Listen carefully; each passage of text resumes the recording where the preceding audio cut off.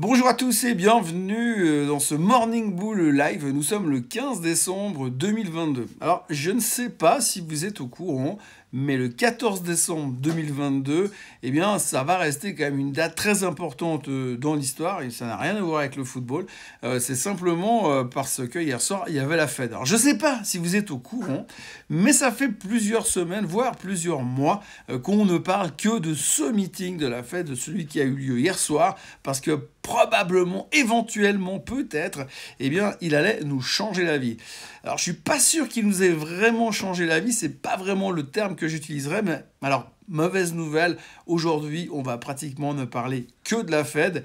Et c'est un exploit, parce que réussir à faire une vidéo de pratiquement 10 minutes en ne parlant que d'un sujet qui concerne surtout des enfonçages de portes et du répétage de choses qu'on sait déjà, eh bien, c'est déjà pas mal.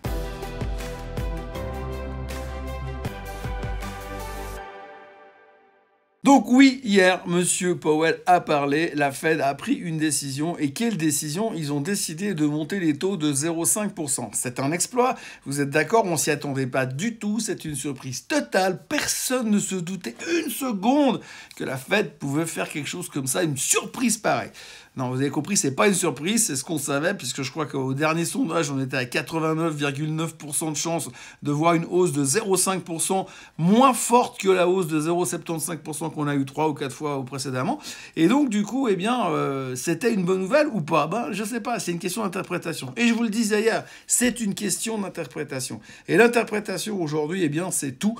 C'est 80% de la décision de marché. En gros, le marché, il a ressenti hier que le message était connu, et c'est un non-event, mais alors notoire. Limite peut-être une déception. D'ailleurs, le marché a été déçu, et quand on voit la performance des indices hier soir, bah ouais, on se dit que finalement, vous savez où c'est qu'on est à peu près aujourd'hui? Eh bien, on est quasiment au même niveau, là où nous étions quand on a annoncé le CPI mardi après-midi. Donc le CPI a fait monter le marché, il s'est redégonflé dans la foulée, souvenez-vous, et puis alors hier, Monsieur Powell a parlé, et le marché a continué de se redégonfler, donc en gros, il a reperdu tout ce qu'il a gagné sur le CPI, tout ce qu'il a gagné sur les chiffres de l'inflation, et on a appris surtout que la Fed, eh bien, ils en savent pas plus que nous, voire peut-être même un tout petit peu moins. Alors en gros, on peut décortiquer le discours, mais qu'est-ce qu'il a dit, Monsieur Powell, hier? Ben, il a dit déjà, la première chose, c'est qu'il montait les taux de 0,5%, ça on l'a bien compris. La deuxième chose, c'est qu'il n'a pas fini de les monter. Ça c'est la chose suivante, parce qu'on a parlé de ce taux terminal, de nouveau, vous savez, le taux terminal, c'est le taux où ils iront pas plus haut que ça. Eh bien, c'est 5,25 maintenant. Avant, c'était plutôt proche des 4,75. Souvenez-vous qu'il y a un monsieur Bollard qui disait il y a quelques semaines en arrière que lui pensait qu'on irait à 7, mais là on est à 5,25 pour l'instant. C'est le nouveau taux terminal. Donc ça veut dire que ça va monter encore. Ça, c'est une certitude. Ça va probablement monter encore en février. Ça, c'est le prochain meeting de la Fed. Et souvenez-vous de cette date, parce que le 1er février, c'est ce qu'on va vous bourrer le crâne pendant les semaines à venir, parce qu'on n'aura plus que ça à dire. Là, on a 15 jours de semi-vacances, et puis après, on va repartir. Ah, mais que va faire la Fed le 1er février? Bah, la même chose qu'ils ont fait en décembre, la même chose qu'on s'attend déjà, ils vont monter les taux de 0,5%. Bref, ils ont annoncé déjà taux terminal 5,25. Il a annoncé que pour envisager une baisse des taux, il fallait déjà attendre en 2024. Il ne fallait pas s'attendre à autre chose. 2024, ça fait comme si on parlait de dans 2 ans, mais c'est dans une année quelque part, 2024, un peu plus, une année et 2 semaines. Donc, on ne s'attend pas de baisse des taux. Enfin, la Fed ne s'attend pas à baisser les taux avant 2024.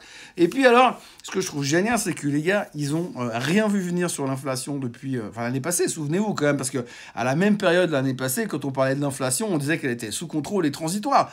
Et donc, ils n'ont rien vu venir au niveau de l'inflation. Par contre, là, ils savent qu'ils ne vont pas pouvoir baisser les taux avant 2024. Donc, ils sont devenus très forts sur un truc où ils étaient très mauvais il y a encore une année. Et puis alors, au-delà des mots, parce que en fait, je peux pas vous les réciter, il a dit des trucs assez magiques, il faut quand même le retenir. Là, je vais vous les lire. Il a dit « Je ne pense pas que quelqu'un sache s'il y aura ou non une récession. » Oui, ben en gros, on ne sait pas. C'est vrai qu'on a de la peine à lire dans l'avenir, mais aujourd'hui, il pense que personne ne peut dire si oui ou non il y aura une récession. Alors, ça remet en question tous les gars qui ont parlé la semaine dernière, qui ont dit qu'on allait avoir une récession, des baisses de 20%, etc., etc. Non, ça c'est fini.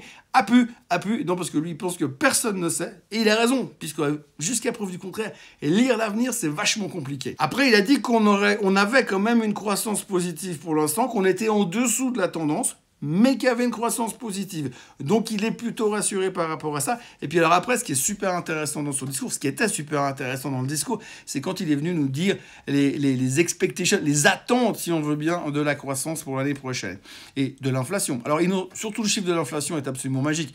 Alors, revenons déjà à la croissance. La croissance, on s'attend à 0,5% de croissance sur 2023. C'est pas l'euphorie, on peut pas qualifier ça d'euphorique.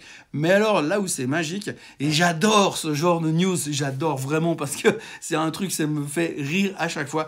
Alors, la Fed, elle a annoncé que son taux target d'inflation pour 2023, c'était 3,1%. Alors, avant, c'était 2,8%, mais là, c'est 3,1%. Donc, de nouveau, l'année passée, les mecs, ils pensaient qu'il n'y aurait pas d'inflation, et puis que si on avait, elle était transitoire et complètement maîtrisée par eux-mêmes. Et aujourd'hui, elle leur a échappé des mains, comme quand vous ramassez une truite dans une rivière et elle vous échappe des mains. Et ben, l'inflation leur a fait ça. Mais par contre, après avoir monté, je sais plus combien de fois les taux d'intérêt depuis le début de l'année, parce que c'est pas très intéressant, parce que de toute façon, il faut que de les monter. Mais alors, cette fois, en revanche, ils savent que le taux target, l'objectif d'inflation pour l'année prochaine, c'est 3,1. Pas 3,2, pas 3,5, pas 2,6. Non, non, 3,1. Ils ont tout remis dans le spreadsheet Excel, ils ont tout corrigé, tout vérifié. C'est bien 3,1 qui ressort. Donc, encore une fois, les gars, ils n'ont rien vu, mais là, ils voient déjà un an à l'avance. Et puis alors, surtout, c'est très précis. Voilà, donc en gros, ce qui s'est passé hier, eh bien, c'était un enfonçage de porte ouverte. Monsieur Powell nous a dit exactement ce qu'on s'attendait qu'il nous dise. Il n'y a rien de neuf sous le soleil. La Fed a monté les taux comme prévu. Ils vont continuer à les monter comme prévu. On sait plus ou moins qu'on va arriver quelque part à un moment donné au-dessus des 5% pour les Fed Funds comme prévu. Et puis on sait qu'on ne sait pas ce qui va se passer au mois de février comme prévu. Donc en gros, on n'est pas plus avancé qu'avant. Et on a l'impression que le marché s'est dit « j'éteins » et puis on verra bien parce que là, je sais pas trop quoi faire d'autre. Mais c'est pas tout. C'est pas tout parce que ça ne s'arrête pas là. Il y avait la Fed jusque-là. On a maintenu le suspense de la Fed, mais on a oublié de parler qu'il y a aussi la Banque Centrale Européenne qui se réunit aujourd'hui. Eh oui. Et donc aujourd'hui, c'est la BCE qui va annoncer ce que eux, ils vont faire avec leur taux à eux. Alors on s'attend aussi à une hausse de 0,5%. Et en ce qui concerne les déclarations de Madame Lagarde, vu l'originalité que nous a présenté M. Powell hier, je suis pas loin de penser qu'elle va faire un copier-coller du discours qu'il a fait lui hier, et puis elle va le réutiliser à sa sauce à elle pour nous dire exactement la même chose. En gros, qu'elle ne sait pas, mais que ça va continuer à monter, mais qu'ils vont faire attention, probablement, parce que l'année prochaine, ça sera différent, peut-être, mais c'est même pas sûr.